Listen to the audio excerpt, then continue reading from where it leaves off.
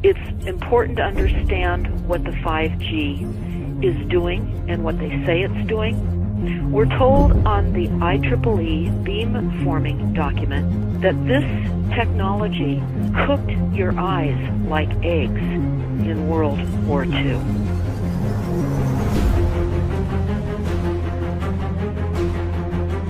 And you all need to understand these are military weapons. These are assault frequencies. If you garner nothing more than that, that's what you need to know. It's microwave radiation warfare. This is what this is.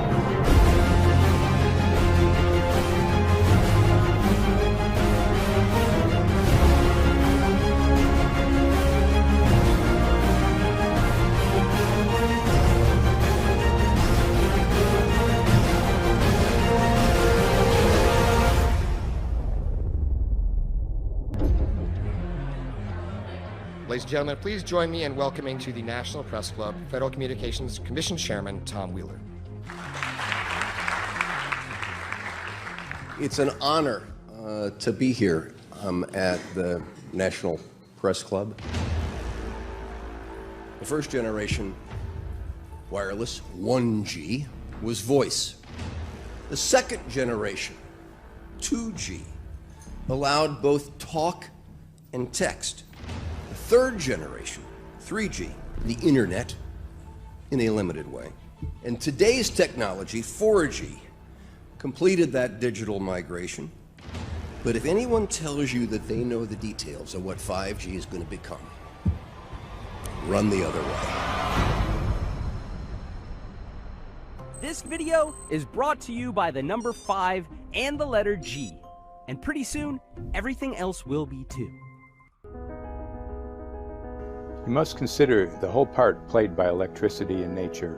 Human beings cannot go on developing in the same way in an atmosphere permeated on all sides by electric currents and radiations. It has an influence on the whole development of man. This life of men in the midst of electricity, notably radiant electricity, will presently affect them in such a way that they will no longer be able to understand the news which they receive so rapidly. The effect is to damp down their intelligence. Such effects are already seen today. Even today, you can notice how people understand the things that come to them with far greater difficulty than they did a few decades ago.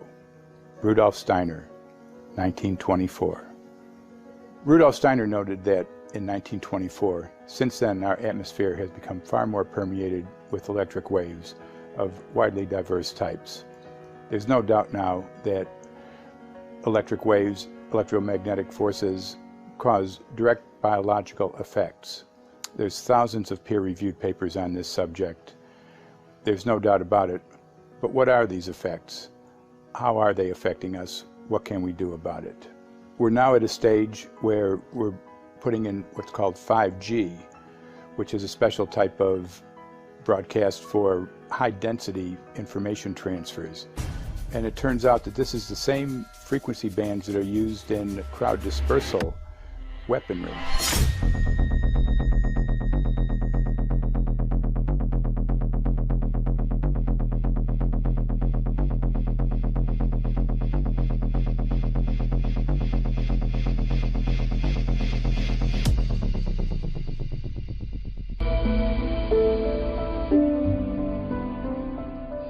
Well, I joined the Royal Navy in 1960, and I specialised in microwave warfare. Radar, obviously, which uses microwave, but they don't just teach you radar, they teach you all about microwaves and other uses. So I understood about microwave warfare and how it can damage people, how it can harm people. Microwaves then were used as weapons, as they are today. It is a perfect stealth weapon, and when governments don't like a group of people, for instance the ladies who protest at Greenham Common in England about the American missile base they camped, they were microwaved. We microwaved Catholics in Northern Ireland to make them sick. It goes on all over the world. And it's a weapon that you don't know you're being targeted, because the dose is very, very low, which is actually more dangerous than a high dose. It's very, very low, and it may take a year or two, but you can cause neurological damage and cancers with low-level microwaves, and you can make all your opponents sick. It's a perfect weapon for a government. Our impulses are being redirected. We are living in an artificially induced state of consciousness that resembles sleep. Their intention to rule rests with the annihilation of consciousness. We have been lulled into a trance. They have made us indifferent to ourselves, to others. We are focused only on our own gain. Please understand, they are safe as long as they are not discovered. Keep us asleep, keep us selfish, keep us sedated. Yes, 5G will connect the Internet of everything. If something can be connected, it will be connected in a 5G world. Hundreds of billions of microchips connected in products from pill bottles to plant waterers, requiring massive deployment of small cells. We won't wait for the standards. Now, to make this work, the 5G build-out is going to be very infrastructure intensive. We must reject the notion that the 5G future will be the sole provenance of urban areas. The 5G revolution will touch all corners, and that's damn important. The interconnected world of the future will be the result of decisions we must make today.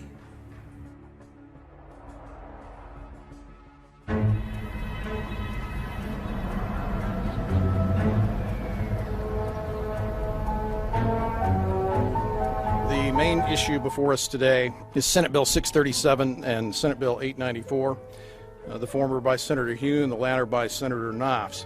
We're going to invite the first four witnesses in support of the legislation, and that would be John Jones with Sprint, David Lewis and Andy Emerson with AT&T, Neil Krevda with Verizon, and Frank Iacovetti Jr. with T-Mobile. So be straight with me. Is it true?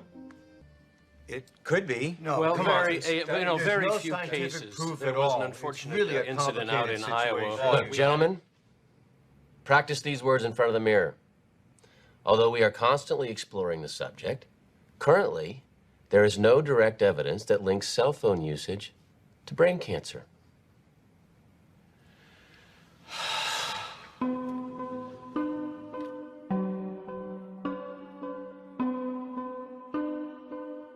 I'm Sharon Goldberg. I'm an internal medicine physician. I've practiced medicine for 21 years, and my background is mostly academic, internal medicine, hospital-based, clinical research, and medical education. Wireless radiation has biological effects, period. My name is Dr. Angie Kolbeck. I've been reviewing the studies showing the impacts of wireless radiation on our health, and there are now thousands of studies showing the following adverse health impacts to wireless radiation: cancer, oxidative damage, DNA failure. Things like memory, dizziness, anxiety, brain fog. Headaches, nosebleeds, cognitive problem, exhaustion. We have evidence of DNA damage, cardiomyopathy, which is the precursor of congestive heart failure. Short and long-term memory loss, decreased attention spans, lower reaction times, even involuntary contractions of muscles causing misalignments of spines and jaws. We are seeing increases in brain tumors. We're seeing increases in Alzheimer's. We're seeing increases in all of the neurotransmitter diseases, ALS, Lou Gehrig's disease, Parkinson's. These are all disease systems that are known to be associated with low-level energy exposures. We talk about 24/7, around-the-clock exposure, wherever you are, and your whole body. You never get away from it. And it seems from our studies that maybe your immune system can cope with for a time, but it will deteriorate. Then the irradiation will definitely damage cells at a deeper level, and the question is what will then happen? These are out of peer-reviewed papers, so these are not just hypochondriacs thinking that they're doing it. We're having real problems with this. This is no longer a subject for debate when you look at PubMed and the peer-reviewed literature. These effects are seen in all life forms: plants, animals, insects, microbes. So 5G is not a conversation about whether or not these biological effects exist. They clearly do. There is scientifically evidence that is so strong that you can be certain that the standards used by the SCC to manage health effects are wrong. We need to start measuring how much radiation are people being exposed to before we roll out 5G. There are 4 kinds of electromagnetic fields that we know are harmful to human health. So radio frequency radiation, magnetic fields, dirty electricity, and electric fields, okay? Our exposure, any given person, and all humans are affected by EMFs. What is our exposure in a day? It's not one cell phone.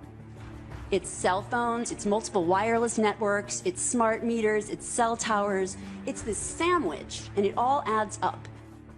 The data we're going to look at are all published science, testing results, or public standards. At the bottom end of the radiation scale of what's called power density, or signal strength, is the minimum level at which cell phones will work, which was found to be 0.2 billionths of a microwatt per centimeter squared. Pine needles were found to age prematurely at 0.00027. At short-term exposures of 0.05, children aged 8 to 17 experienced headache, irritation, concentration difficulties, and behavioral problems. 0.1 is the biobiology or building biology guideline for extreme concern. 1.0 produced sperm DNA fragmentation and a decrease in sperm viability in vitro. Also at 1.0, the science shows the following bodily effects can occur: headaches, dizziness, fatigue, insomnia, chest pain, difficulty breathing, and indigestion. 2.5 saw altered calcium metabolism in heart muscle cells. 4.0, changes in the hippocampus affecting brain memory and learning. And at 6.0, DNA damage in cells. So where are smart meters on this list? Electrical Power Institute in December 2010 measured a single Itron smart meter with pulses up to 7.93 microwatts per centimeter squared. Our own testing indicated approximately 8.0 with 1 meter. These tests are at a close distance, approximately 1 foot away from the meter, but an infant's crib could be just as close on the other side of the wall where the meter or bank of meters are installed. Even though there are all these known health effects at levels far lower, Switzerland, Liechtenstein, and Luxembourg see fit to set the standard at 9.5. And China, Poland, and Russia, 10.0. This is the same level at which behavior has been altered, producing reflexes of avoidance following 30-minute exposures. A room of 12 smart meters, very common and even a conservative number in an apartment building, tested at 19.8 microwatts per centimeter squared. This is hundreds of times higher than levels which clearly indicate harmful effects. So how can utilities and governments get away with forcing these devices on everyone? This is how. In Canada and the US and several other civilized countries, the safety limit is set at 600 to 1,000 microwatts per centimeter squared. This so-called safety limit is literally tens of thousands of times higher than levels which are known to damage health according to peer-reviewed published science.